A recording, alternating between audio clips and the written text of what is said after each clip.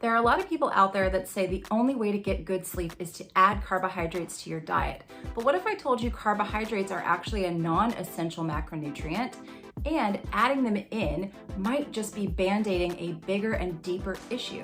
Stay tuned to this video to find out more.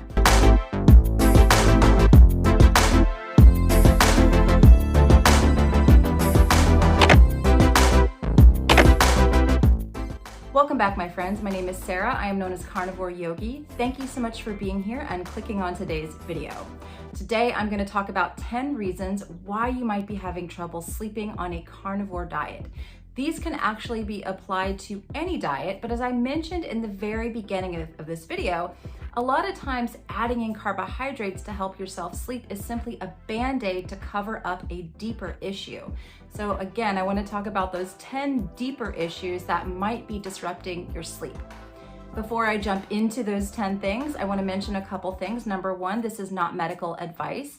I am a quantum health coach and a certified nutrition coach, but please do work with a certified practitioner if you're having trouble sleeping.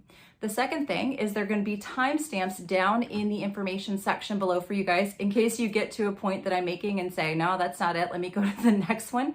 You can jump around to these different topics. And the last thing before I jump into my list is that I am doing a webinar on sleep on Sunday, March the 20th, 2022 at 4 p.m. Eastern time. You're all invited to come. I'm going to take this little video and actually lengthen it out into a much more in-depth webinar where you're going to have the opportunity to ask me questions and just try to get to the bottom of why you might be having trouble sleeping. So let's just jump right on into that list. I'm going to go with the low-hanging fruit, so to speak, on this list first. Some of the things that you may find pretty obvious, but number one is going to be under eating.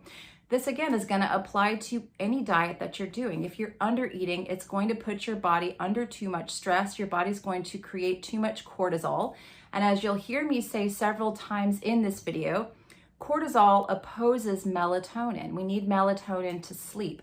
So if your body is creating so much cortisol because you're literally just under eating, then you're going to have trouble creating melatonin at night in order to get that restful night of sleep. So make sure that you're eating enough for your body, for your activity level, for all of those things so that you're getting sufficient amount of energy into your body. Number two is going to tie in with number one just a bit. It's going to be over fasting. Again, I think fasting can be a wonderful tool for people if they want to have autophagy, that cell death and repair, which by the way, happens in your sleep more so than it happens in the day. It is a nighttime process, this autophagy that we talk about with fasting. So if you are doing so much fasting that it is creating so much cortisol in your body that you're not able to sleep, you're not getting the full benefits of fasting.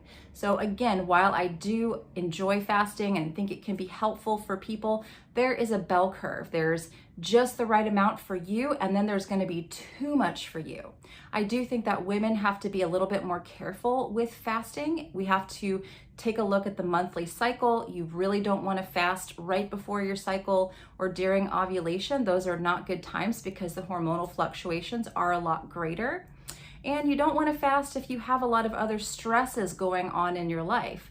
For some people, just being on a low to no carb diet is a fasting mimetic. So your insulin stays super low. So there's not a huge need to do a ton of fasting, again, unless you are really trying to specifically clean up a health issue.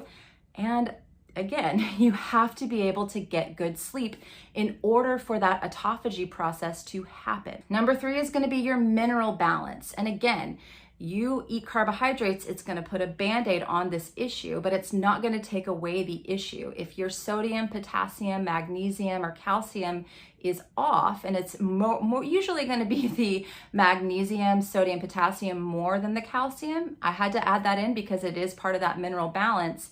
But if any of those are off, you're going to have trouble sleeping, again, because it's going to create cortisol in your body. Your heart needs these specific minerals. You need these minerals in your body. They have an electric charge. And so if you're out of balance in your minerals, you're gonna have trouble sleeping. Now, I love doing a hair tissue mineral analysis. I will link the one below that I use with upgraded formulas. I find that everyone needs something a little bit different. Some of us burn through minerals a lot quicker than other people. And then I'm gonna jump into gut issues in just a little bit. If you have gut issues, you're gonna have a hard time absorbing those minerals. That's why I like upgraded formulas, because those minerals do bypass the gut. They have a different type of technology called nanoparticle technology. So those electrolytes will actually get into your cell, and they do bypass the gut. So that's something to take a look at. And when we go on a low to no carb diet, again, we have a little bit more, it's like taking a magnifying glass onto your mineral issues. Adding carbohydrates is just a Band-Aid. Those existing mineral issues are still going to be there, but your body is not going to show as many signs and symptoms because you do have carbohydrates. So again, just a Band-Aid, not going to fix the underlying solution of a mineral imbalance. Number 4, we're going to start jumping into the gut here, is going to be low stomach acid and low enzymatic function. So stomach acid is essential for your body to be able to break down as well as absorb nutrients from your food. Enzymatic function, same thing, has to unfold those proteins, and that is where you, again, digest and absorb the nutrients from your food. So you could be eating this amazing nutrient-dense diet, but not actually extracting the nutrients from the diet. Meat is extremely nutrient-dense, but if you have low stomach acid or you have low enzymatic function, you're not going to be able to get the nutrients out of the food. What that's going to do, again, is make your cortisol high because your body is not getting what it needs. It's similar to point number 1 with under eating. If you're not getting the proper nutrients and minerals out of your food, that is again going to make your cortisol high, oppose melatonin, and disrupt your sleep. After the age of 35, most of us start to get lower stomach acid and lower enzymatic function. I'm going to link an entire playlist with my friend Steve Wright where we've really gone deeply into these topics. We're going to be doing another live stream on Wednesday, March the 16th, just on this topic, just about sleep. So if you're not a subscriber, go ahead, subscribe to the channel so you can see that live stream when it does come out. But this is just another piece of the puzzle when we're looking at why you can't sleep. We have these issues as we get older. And if we've been eating a plant-heavy diet, if we're not used to eating a lot of meat and fat in our diet, these functions are actually going to be a little bit more impaired. We can adapt as we begin to eat these foods, but sometimes we need a little bit of support as we begin to adapt. Number 5 is going to be gut dysbiosis. So the bacteria in your gut actually influence your body's ability to make melatonin. I'll put a short little video in the information section below by one of the doctors who's actually about to be on my podcast, as well as a study that talks more in depth about this. So if you have gut dysbiosis, if you have the improper, balance of bacteria in your gut, this could also be contributing to your body not being able to make melatonin at night. So I have a gut health test that I have done, and I'm going to talk about some other things here. So I don't think the gut health test is totally necessary unless you're just curious. But the gut health test I've done with my sponsor Ombre is a great way to see about that gut bacteria. And it will actually tell you if you have bacteria strains in your gut that are making it difficult for you to sleep. And they will give you a customized probiotic based on your gut health sample if you want to start to change that gut dysbiosis. Now, I'm going to get more into other topics of other ways you can change your gut bacteria in the next few points. So that's just something you can try. It's a tool if you want to use it, but it is by no means required if you want to fix your sleep. Number 6, this one is huge, and there are a ton of studies I'm going to link down in the information section below for you. That is that your circadian clock is off. Our circadian rhythms control our hormone production, which includes melatonin, which is required for us to sleep. It really controls so many functions of the body. So if you are waking up every day and looking directly at your phone, instead of getting natural light, instead of getting the sunrise, your circadian clock is going to be off. I'm going to talk in the next few points more in depth about the circadian clock, but I did do a webinar this past January, and I'll link it in the show notes for you guys. It's called Building Your Perfect Quantum Day. And the entire webinar is just built around how to get your circadian rhythms just dialed in so that your sleep is good, your hormone production is good, all of those things. But this is one thing that I think is being greatly ignored when we talk about those circadian rhythm, when we talk about diet.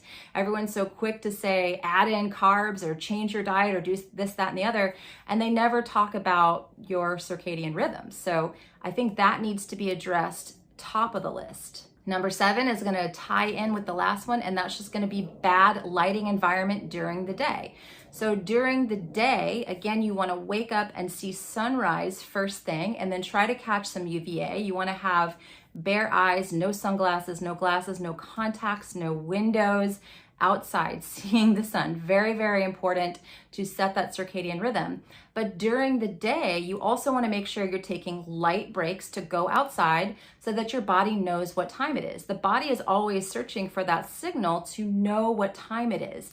So going outside, taking light breaks when you can, wearing yellow tinted blue blockers if you're going to be on your phone or on screens. If you're in an office, work in an office, I definitely recommend those yellow tinted blue blockers, especially if you're under fluorescent lighting or LEDs, because those lights are telling your body it is a different time of the day. And they have a high flicker rate, which is also really stressing out your body. Again, we think about stress, that's boosting your cortisol and opposing melatonin. So always make sure your light environment during the day, you're getting sunrise, you're getting UVA light, and you're wearing those yellow tinted blue blockers when you're around those artificial lights that could be harming your circadian rhythm. And just to add on to that light environment during the day, again, UVA light is what tells your body to make melatonin, which you need for that night. So that melatonin production actually starts that morning. Serotonin, tryptophan, tyrosine, dopamine, thyroid hormone, pregnenolone. So all of your hormones, the body gets the signal to start synthesizing those when UVA light comes into your eyes. Your body gets the signal to turn off melatonin and turn on cortisol through sunrise. So again, this is why your lighting environment during the day is going to set up your sleeping environment at night. Number 8 is going to be a bad lighting environment after sunset. Now this is crucial. I love when people can go out and watch sunset. I think it's very, very helpful because it is giving the body to kind of turn those hormones down.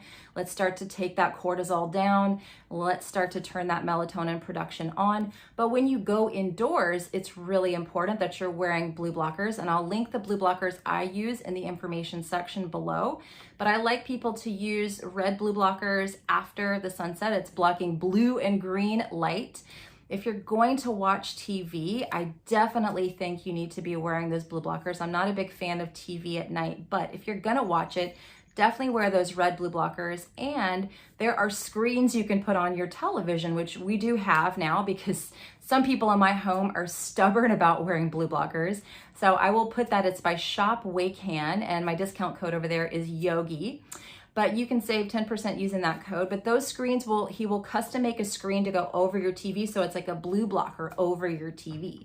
So one of the things that's disrupting your melatonin production at night, again, light is the signal that tells your body to create melatonin.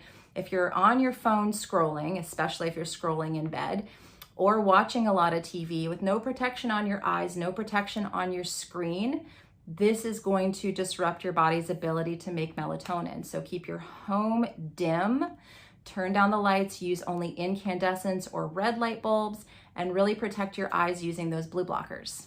Number 9 is going to be eating too close to bed. This is a big one for people because what a lot of people don't realize about when we eat is that there is a small cortisol response that is elicited after we eat. Now, this is not a bad thing. So I don't want people to say, I'm not going to eat because it's going to make cortisol. Because if you don't eat enough, you're going to make cortisol. But after we do eat, there is a small cortisol response because our body has to digest and assimilate those nutrients, break down that food. So it's a process that our body has to go through and work through. Melatonin and cortisol oppose one another. So if you're eating too close to bed, you're also shutting down your body's ability to make melatonin at night.